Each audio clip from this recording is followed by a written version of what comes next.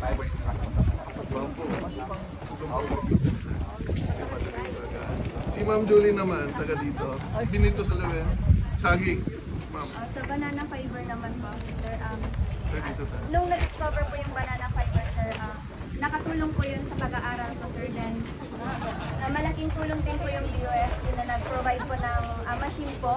Opo, nang sa ganun is mapadali po. Kasi po nung una po, sir, mano-mano po. Gamit po yung kutsara po na, yun po yung ginagamit namin para po makagawa ng banana fiber po. Pangkaskas. Opo, pangkastas po. Tapos, ayun po na malaking tulong po yung binigay ng DOST po na machine po ng sagalan po is mapadali po. Then, dahil po doon, by the grace of God po and sa tulong po ng DOST, ngayon po magiging first degree holder po ako sa Pag-aral po dahil meron siya kita.